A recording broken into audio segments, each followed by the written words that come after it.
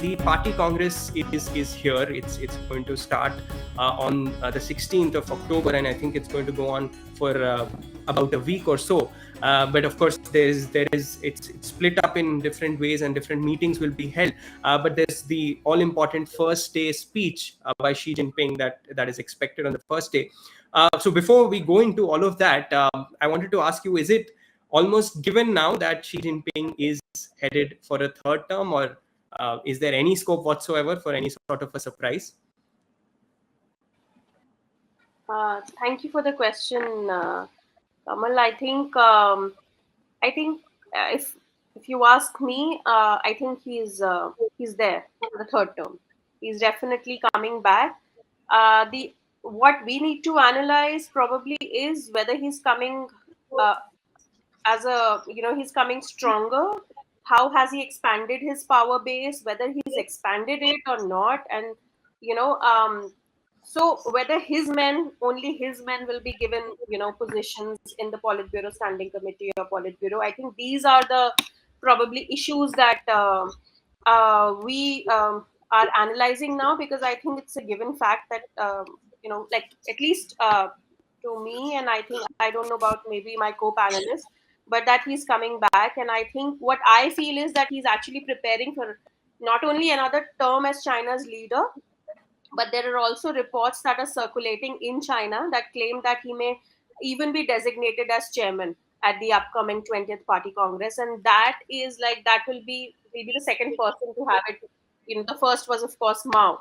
So that would place him at par with Mao Zedong. And I think over the years, if you see after Xi Jinping has come, that's what, he's been probably, he's always comparing himself or showing himself as equivalent, or maybe at some places he cannot say he's as Mao, equivalent to Mao, because I happened to visit the Shanghai Party School, and this was right before COVID, which was in 2019. I visited the party school in Shanghai, and there when you enter, I mean, for people who have been there before and people who have been there after Xi Jinping came to power, they can see the difference, because I saw a lot of changes.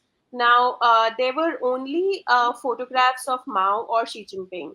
Only, when the videos were being played in the party, this thing school, when you go up, there's a small, like they've made a museum sort of a thing where they kind of enact first meeting that happened in Shanghai and all those things. So there, the videos are only Mao or Xi Jinping. The quotes that are, you have those standees, the quotes that are there are only of Mao and Xi Jinping. It's like there was no leader after Mao, that can be revered as, in the party, this thing. So I think these changes have been there. And to me, I think these things are very important to note when we are studying China. So I think my analysis is that he's back, and probably will be designated as a chairman. Right. Thank you, Namrata ji. I think that's a good overview, I think, for us to analyze what's going to happen next.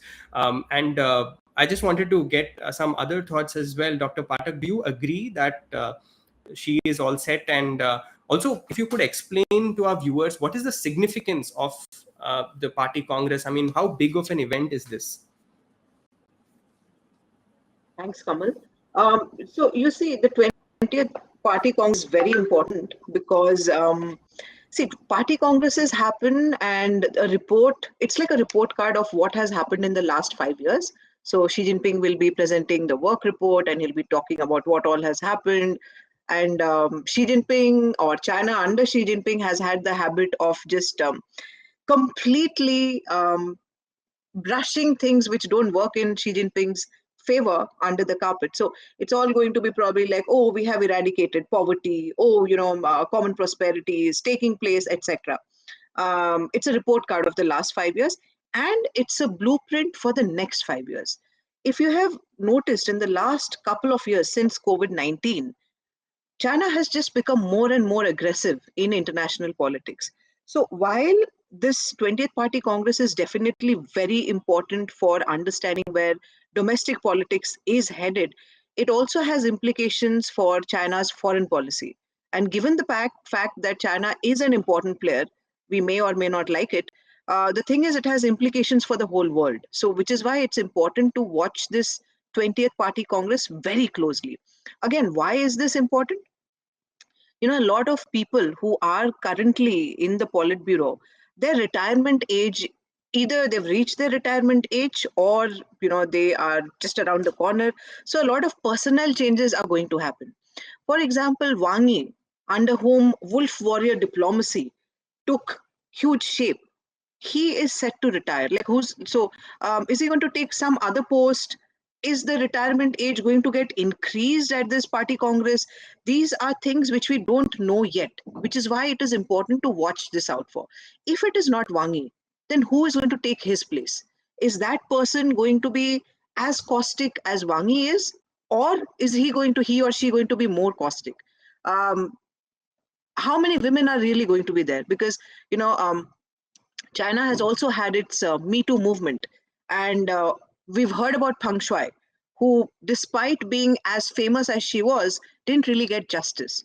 So there is a Me Too movement there. So how many women are really going to be there as part of the Politburo Standing Committee? Would they be given power? Would they be given voices?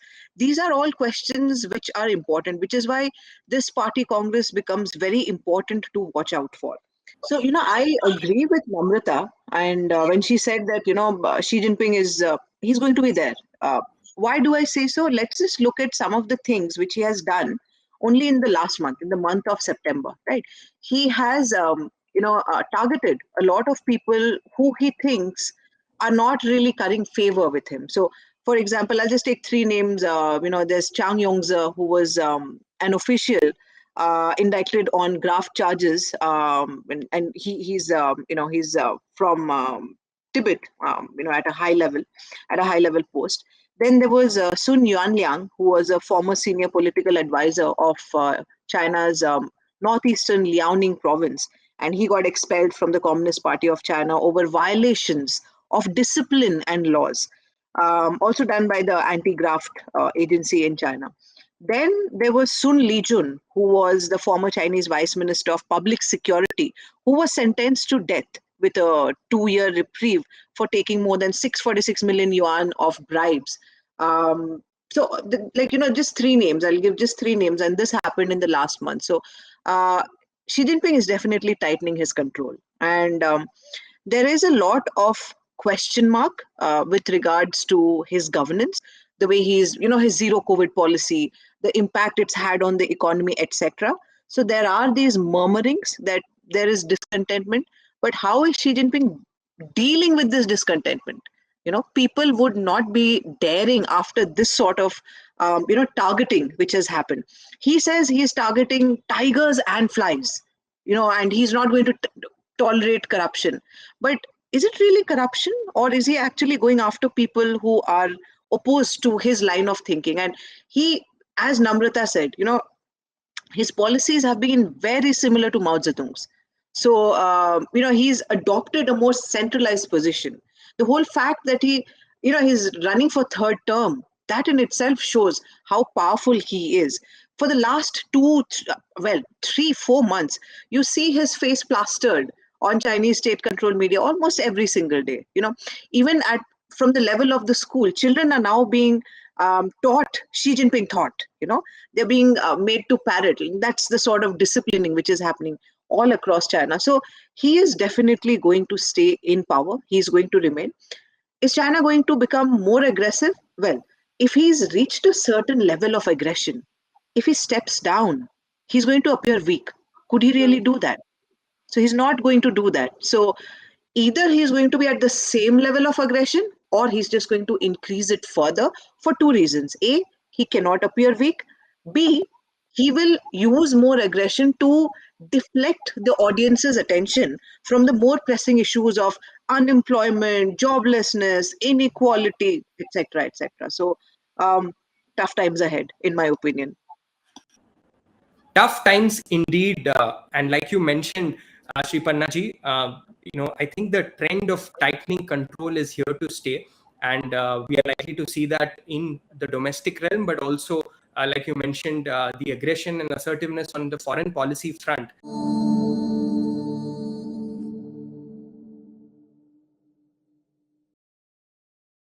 Please remember to subscribe to us and switch on the notifications for this channel.